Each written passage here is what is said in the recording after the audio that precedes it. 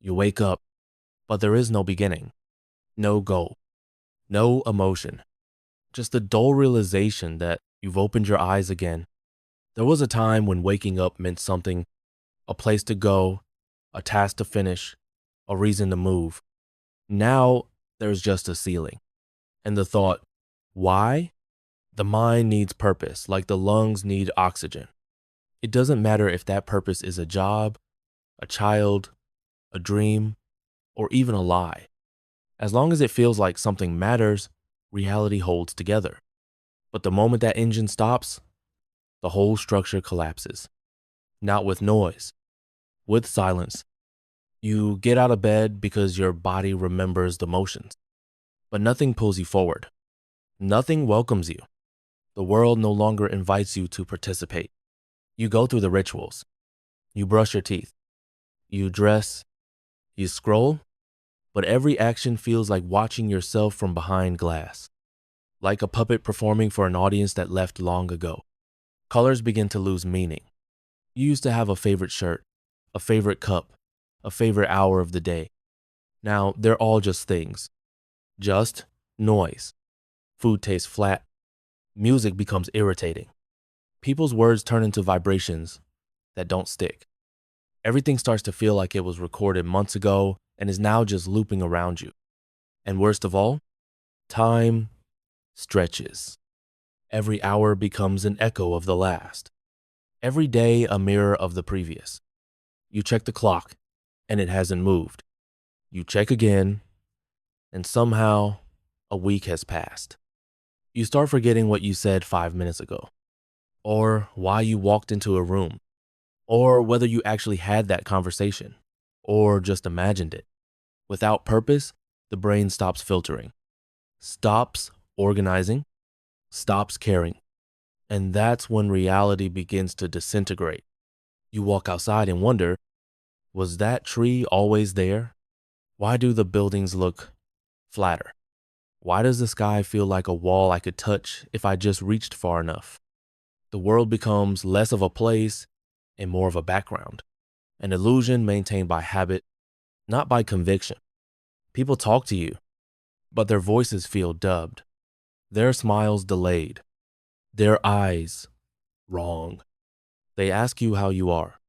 You say, I'm fine, but what you mean is, I don't exist right now, and neither do you. You've become invisible in your own life, not because no one sees you, but because you no longer see yourself, and it terrifies you, not in a loud, dramatic way, but in a slow, creeping way, like the fear of watching a spider crawl across your skin and doing nothing to stop it, because deep down, a part of you already gave up. But gave up on what exactly? You're not suicidal. You don't want to die. You just don't know what to live for. And that's the cruelty of it. Because when the mind loses purpose, the body continues. It breathes. It eats. It walks. But it doesn't live. And so you wander through the echo of a world you used to believe in, hoping, maybe, something will spark again. Something will remind you that existence can still mean something. But for now, all you see is gray. Not darkness, just absence. And in that absence, you begin to dissolve. You go outside, not because you want to, but because staying inside has become unbearable in a different way. It's not claustrophobia. It's not restlessness. It's something else. Something harder to name. A silent pressure that builds behind your eyes when the walls around you become too familiar, too stagnant. A kind of suffocation that doesn't come from the air, but from the absence of change. You walk the same street you've always walked. You see the same cars, the same stores, the same people, but none of it registers the way it used to. You're not part of it anymore. It's like watching life through thick glass. Everything moves, everyone moves, but you're not really there to see it. You're just floating. You hear conversations, laughter, anger, joy, but the emotions feel foreign, like a language you once knew but have now forgotten. You recognize the shape of feeling, but not the feeling itself, and no one sees it. No one notices the difference in your stare, the way you hesitate before crossing the street, the way your footsteps seem unsure, as if the earth could dissolve beneath you at any moment. You try to connect, to say something, to make a joke, to ask a question, but the words feel like objects you're holding with numb hands, heavy, slippery, impossible to deliver with meaning. They smile, they nod, they respond, but you're not really there for it. You're only performing what you think is expected of you, and the performance is empty. You wonder if you've always been like this. You start digging back in your memory. Were you ever really alive? Or have you always just been mimicking others? You look at photos of yourself from before smiling at birthdays, on vacation, in crowds, but now it feels like watching someone else's life, a character, not you. Your past feels fictional. Your present feels suspended. And the future? There is none. You don't imagine goals or dreams anymore. You don't fantasize about love or success. Even fear doesn't visit you as often. And that should scare you. But it doesn't, because fear also requires purpose. And you've run out of those. You try distractions, hours of scrolling, videos, news, games, but every screen becomes just another mirror of your emptiness, offering stimulation without substance. You eat, but you no longer taste. You sleep, but you wake up just as tired. You move, but you go nowhere. You wonder if this is what it feels like to be a ghost that hasn't died yet. To still breathe, but have no weight in the world. To occupy space, but make no imprint. To cast no shadow. And then comes the guilt, because people around you have it worse. You're not homeless. You're not starving. You're not dying. So how dare you feel this hollow? You try to shame yourself back into motivation, but shame, like everything else, slides off your mind like oil on water. Nothing sticks. You realize this is worse than sadness. Sadness at least gives you a point of contact with life. It aches. It screams. It demands. But this is absence. This is the nothing that replaces meaning when your mind forgets why it ever tried in the first place. And it's invisible. You laugh when you should. You reply when needed. You keep your voice steady. And they all believe it. Because they need to. Because they don't know how to respond to someone who says, I don't feel like a person anymore. You sit in rooms full of people and feel like furniture. They talk around you, through you, sometimes to you, but never with you. And even when they touch you, a hand on your shoulder, a hug, a brush of skin, it doesn't feel like contact. It feels like observation, like someone checking if the mannequin can still blink. And part of you wants to scream, not out of pain, but to test if your voice still works, to see if it echoes, to see if anyone would turn their head and look you in the eye and say, I see it, I see you. But you don't scream, you don't cry, you don't break, because you're already broken in the quietest way possible, in a way that leaves no pieces to pick up. And you begin to ask the question that sits behind all of it. If I feel nothing and no one sees me, do I still exist? You don't say it out loud. You don't write it down. But it haunts you, like a whisper behind every interaction, every breath, every heartbeat that feels more like an echo than a rhythm. And somewhere deep inside, you start to wonder, what would it take to feel something again? Anything? But that thought, that spark, vanishes as quickly as it appeared. And you're left with the same silence, the same ceiling, the same unending hour. The world still moves, but you don't. You remain. Still, silent, absent. It begins slowly, so slowly that you barely notice. You stop reacting to the little things first. A favorite song no longer makes you tap your foot. A sunset no longer stops you mid-step. A text message from someone who once made your chest light up now only gets a glance, and then nothing. You're not sad. You're not angry. You're just blank. The edges of your identity begin to blur. You forget what you used to enjoy, not because you're too busy, not because you've outgrown it, but because the joy it once gave you has evaporated. You remember that you loved it, but you don't feel it anymore. Your thoughts are no longer connected to desire. You don't crave. You don't yearn. You don't fantasize about changing things. You don't dream of being elsewhere, being someone else, being more. You simply observe, detached from both what is and what could be. Your body still moves. You still complete tasks. You respond when spoken to. You follow instructions. But there's no you behind the movements, only echoes of who you were. You start to suspect that something fundamental has gone missing, not like forgetting your keys, more like waking up and realizing a floor beneath you has disappeared. But somehow, you're still floating. You keep conversations short. People assume you're tired. They ask if you're okay. You say, I'm fine, and they believe you because you've become very good at wearing your own absence, like a mask made of routine, smiling when needed, nodding in the right places, pretending to be interested, but nothing gets through. It's all noise now, soft, meaningless noise. You try to trace it back to the moment it began. A breakup, a loss, a burnout, but there's no clear cause, no wound to point to, no trigger to blame.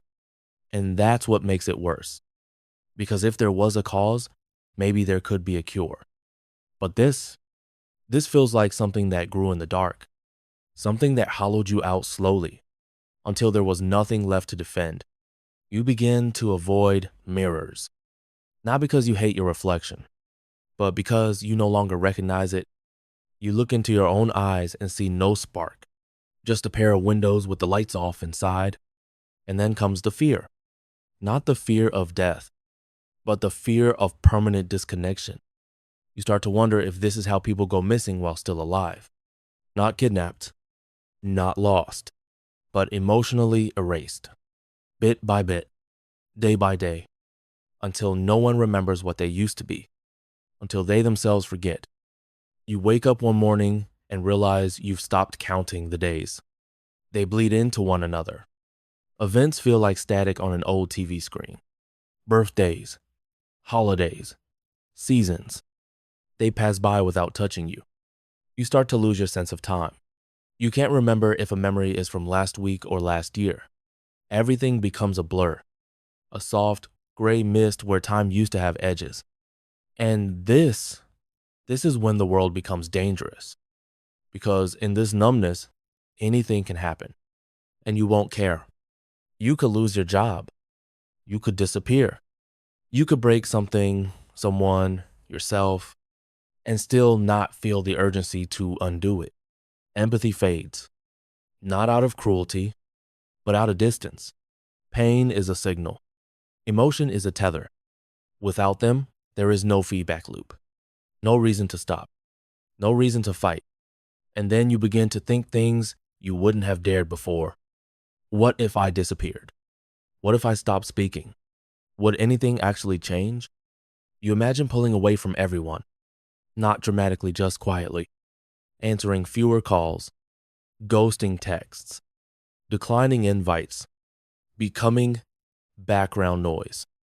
And the worst part is, it feels like a relief.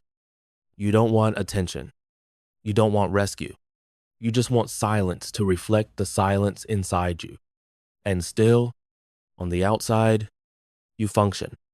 You pay your bills. You reply to emails. You go to work. You laugh at the appropriate moments because that's what's expected. Because being visibly empty is inconvenient for others. You live with the constant fear that someone will see through it. That one day, someone will look you in the eyes and say, "You're not here anymore, are you?" And you won't know how to answer. Because the truth is, you've been gone for a long time. Not dead, not asleep, just not present. You are the absence in your own life. A shell going through the motions, A mind that once held fire, now barely producing smoke. And you ask yourself, is this forever? Can the nothing become permanent? But even that question feels rhetorical, because questions imply hope, and hope requires feeling. And you're not sure if you can feel anything anymore. Not even fear, not even pain, just the soft, constant hum of nothing. There comes a point, quiet, slow, irreversible, where the numbness stops being a feeling and becomes your identity. You are no longer someone who feels nothing. You are now someone who is nothing. You wake up not because you want to, but because your body still obeys the logic of clocks. You eat not because you're hungry, but because the absence of food triggers a faint headache. You speak not because you have something to say, but because silence would be noticed. And being noticed feels worse than being forgotten. You walk down streets you've known all your life, and they look artificial, like stage sets, as if someone copied your memories, but forgot to include the soul of the place. Your neighborhood becomes a simulation. The buildings don't feel real. The people are cardboard. Even the sky above you feels photoshopped. You start to wonder if the world ever truly existed, or if you just hallucinated it all along. Not in a dramatic way, but in a tired, empty way. Like someone realizing the show was never meant for them. Your mind becomes a museum of forgotten meaning. You walk through the halls of your own thoughts, and every painting has lost its color. You try to remember what joy felt like. Not just the word, not just the image, but the chemical pulse of it in your blood, and it's gone. Entire emotions become extinct in your memory. You know their names, but they feel like foreign languages. You no longer understand the grammar of feeling. You stop reacting to good news. You stop crying at bad news. Not because you're brave, but because you've lost the code that connects information to reaction. Someone tells you they're pregnant. You nod, smile, but inside, nothing. Another tells you they lost their father. You say, I'm so sorry, but there's no echo in your chest, no internal pull, no grief by proxy, just data processed. Then gone, you are no longer part of the emotional fabric. You are not with the world. You're floating next to it. And people start to notice. Subtly, quietly, uncomfortably, they begin to pull away. Not because they hate you, but because there's something uncanny about you now, something hollow, something silent in your gaze that makes them shiver without knowing why. They say things like, you've changed. You don't laugh like you used to. You feel distant. And you want to explain, you really do. But there are no words for this kind of internal death. Because how do you tell someone, I no longer exist the way I used to? Not depressed, not suicidal, just erased. There's a version of you that lived, loved, feared, fought. And now, that version is a myth. A story you remember hearing once, but can't retell. You look at old photos of yourself and feel the distance. Not nostalgia, not sadness, just distance. Like watching a stranger's life unfold in front of you, you realize you've stopped dreaming. Not just metaphorically, literally. Your nights are blank, no dreams, no nightmares, just blackness. And waking up to blackness again, sleep used to be a place of escape. Now it's just pause. Even your thoughts become quiet, not peaceful, empty. The internal dialogue shuts down. No voice in your head, no arguments, no curiosity, just a dull hum. And with that silence comes something terrifying. You stop hoping, not in a tragic, dramatic way, but in the most passive way imaginable. Hope just forgets to show up. You don't hope tomorrow will be better. You don't dread that it will be worse. You simply don't think about it. Time loses its meaning. because the future no longer pulls you forward. You live in an infinite present where nothing changes and nothing matters and nothing hurts because you are nothing to hurt. And this is where the danger peaks. Not because you'll do something reckless, but because you won't do anything at all. The danger isn't in the scream. It's in the silence after the scream stopped long ago.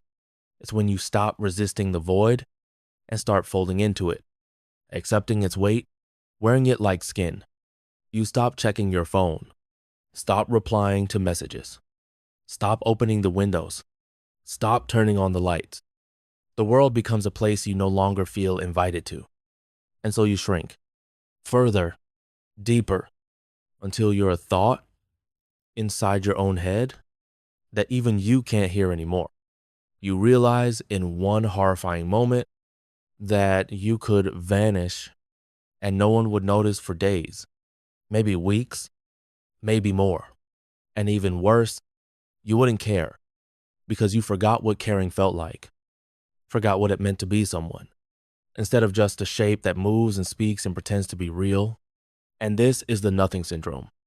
Not a feeling, not a sadness, not a tragedy, but an erasure.